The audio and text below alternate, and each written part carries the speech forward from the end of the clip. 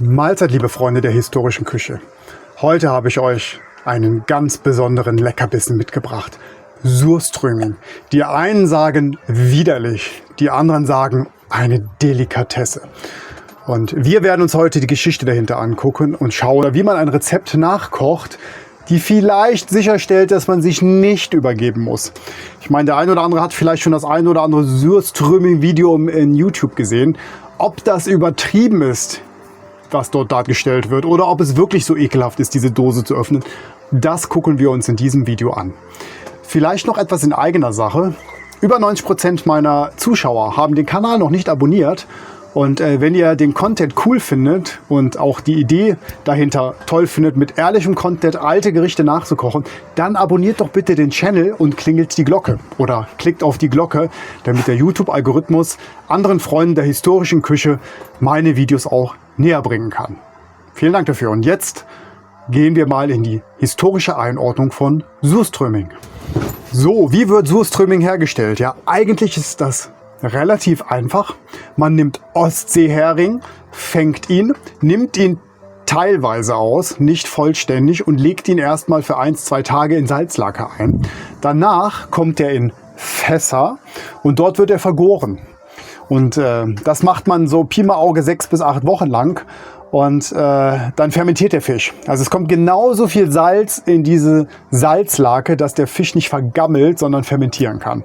Und das ist nachher Surströmming. Der wird in Dosen gefüllt und reift dort nach.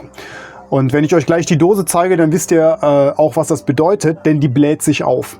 Heißt mit anderen Worten, es bilden sich Faulnisgase vielleicht sogar. Ja, ich weiß nicht, ob das das richtige Wort ist. Auf jeden Fall bilden sich Gase, die sicherlich nicht wunderbar riechen werden. Wir werden es aber sehen. Die Geschichte vom Surströmming reicht ins 16. Jahrhundert zurück. Damals nahm man Salz zum Fermentieren von dem Hering. Das ist jetzt kein Pökeln, es ist deutlich weniger Salz, das genutzt wurde.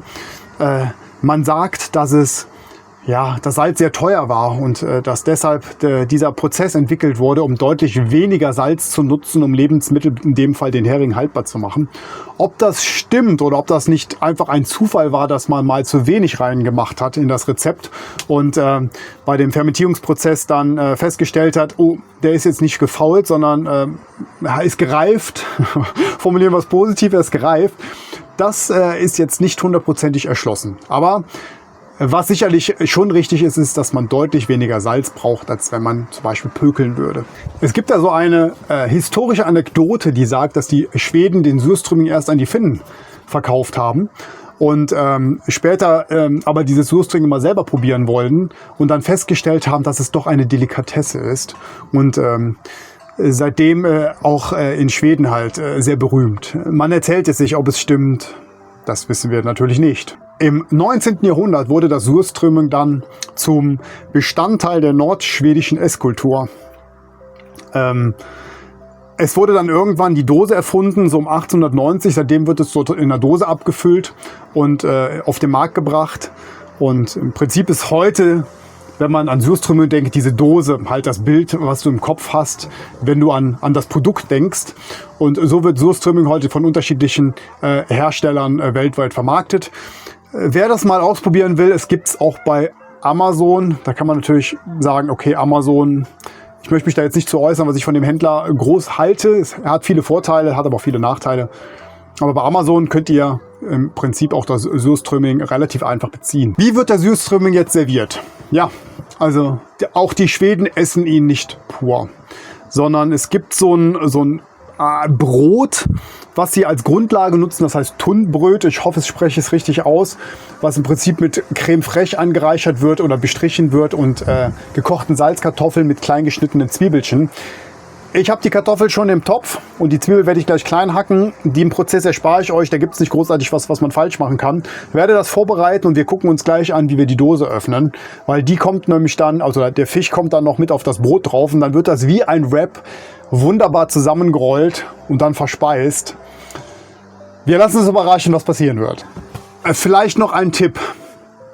Ich habe es jetzt nicht ausprobiert und wir werden mal schauen, wie wir das machen müssen. Also ich werde mit der Dose hier, ich bin noch in Schweden im Urlaub auf einem Campingplatz, ich werde mit der Dose erstmal abhauen müssen, weil sonst werde ich wahrscheinlich gesteinigt, wenn ich die öffne. Also man gibt den Tipp, im Prinzip das Surströmming unter Wasser zu öffnen, ja, damit die Gase dort entweichen können, damit man diesen fauligen, in Anführungsstrichen, Geruch nicht so in der Nase hat. Wir werden den irgendwo draußen öffnen. Wir wollen ja das volle Aroma genießen können und werden mal schauen, was aus der Dose da so rauskommt. Aber ihr könnt das ja gerne mal probieren, ihn unter Wasser zu öffnen und in die Kommentare zu schreiben, ob das eine Idee ist, wie man den Surströmming tatsächlich aus der Dose rausbekommt, ohne einen Herzinfarkt zu bekommen. Surströmming ist eine nordische Identität. Die einen lieben ihn, die anderen hassen ihn. Ich denke, jeder, der ihn probiert hat, wird es nicht vergessen. Das sei mal dahingesagt. Und ich denke, mehr gibt es auch zu Surströmming jetzt erstmal nicht zu sagen. Wir gehen jetzt mal raus und gucken, dass wir einen Platz finden, wo wir unser Surströmming zubereiten können und verkosten können. Und dann sehen wir uns gleich wieder. Bleibt dran. So, ihr Lieben, auf dem Campingplatz war da gar nichts zu machen. Überall Menschen. Und wenn ich da das Surströmming auspacke, die verprügeln mich. Deshalb habe ich mir überlegt, es gibt nur einen sicheren Platz hier in der Gegend.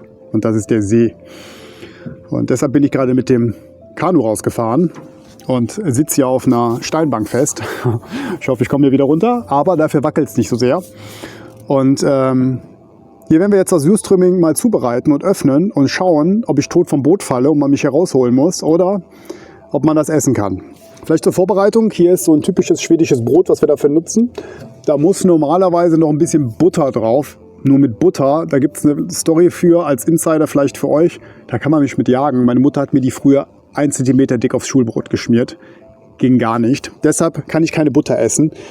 Und auf dieses Brot, und ich halte es jetzt noch mal kurz hoch, machen wir deshalb jetzt das Creme fraiche drauf, ein paar Zwiebelchen, ein paar Kartoffelchen und dann hole ich das Surströmming raus. Und dann schauen wir mal, wie das hier weitergeht. So. Also ich habe jetzt ein paar Zwiebeln drauf gemacht und die gekochten Pellkartoffeln aufgeschnitten. Und hier der Rest, der Platz hier, der ist jetzt für das Surströmming. Und die Dose, die habe ich hier. Und Leute, ich kann euch sagen, wenn ihr das seht, die ist schon maximal aufgebläht. Ich werde die jetzt mal, ich muss mich hinsetzen und wenn das jetzt hier alles rausspritzt, dann kann ich nicht mehr auf den Zeltplatz zurück. Ich wasche die mal kurz unter Wasser ab. Hört mal. Boah. Ich werde die jetzt mal mit dem Kopf nach oben vorsichtig von mir weg anstechen und hoffen, dass das nicht überall hinspritzt. Ah ne, das geht gar nicht. Boah, hat kurz gezischt. Hier kommt erstmal, naja, das riecht so ein bisschen nach Schwefel. Ich mache die mal auf. Es zischt ein bisschen. Es ist jetzt erstmal nicht so extremst schlimm, wie alle berichten. Ich schraube die jetzt mal auf. Wahrscheinlich muss man das Brot danach dekontaminieren. Oh, das schäumt sogar, das Zeug. Ich weiß gar nicht, wie soll ich das machen. Ich mache das mal so. Ich hoffe, die fällt mir jetzt nicht ins Wasser. Seht ihr das? Das ist ein bisschen schaumig. Ich halte die gleich mal hoch, wenn ich die aufgeschraubt habe. So. Okay. Also, so sieht die aus. Es stinkt schon ganz ordentlich, muss ich sagen. Oh ja, aber es ist, muss man ehrlich die Kirche im Dorf lassen, es stinkt nicht faulig. Es stinkt und riecht ein bisschen, ja, wie schreibt man das, ein bisschen streng. Ja, so ein leichter, das ist halt ein Fermentierungsgeruch, ne? Der ist nicht schön, aber er ist nicht so schlimm, wie ich es mir vorgestellt hatte. Jetzt mache ich den mal auf und boah, da blubbert es schon ganz ordentlich drin. Ich gieße das mal ab. Ist ein bisschen schmierig auch, muss ich sagen. Boah, okay.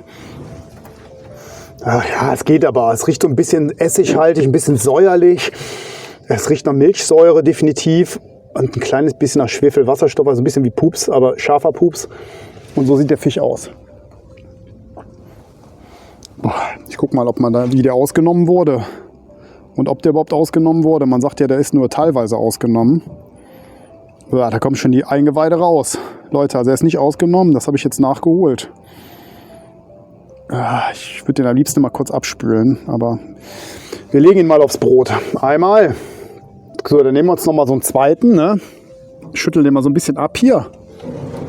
Wir legen uns, achso, ich wollte den noch ausnehmen. Also die Eingeweide, muss ich ehrlich sagen, die möchte ich jetzt doch nicht mitessen. könnte mir zwar vorstellen, dass durch diesen Fermentierungsprozess da auch alles tot ist, aber außer jedenfalls die schlechten Sachen. Ich weiß es aber nicht, deshalb, oh, jetzt haben wir noch einen richtig dicken hier. Boah, da ist schon, der Eingeweide sind ja schon rausgefallen, Leute. So sieht der aus. Ich gucke trotzdem noch mal rein, ob nicht doch noch irgendwas drin ist.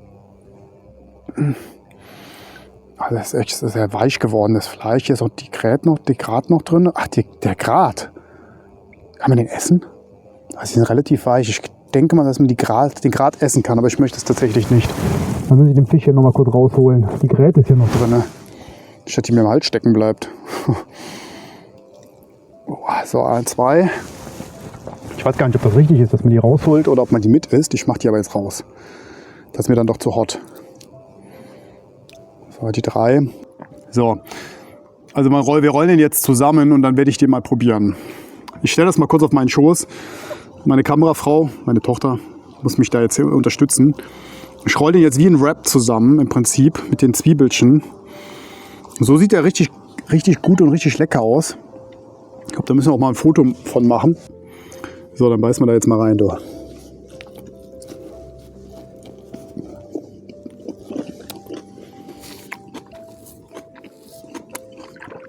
Also, es ist sehr, sehr salzig. Sehr, sehr salzig.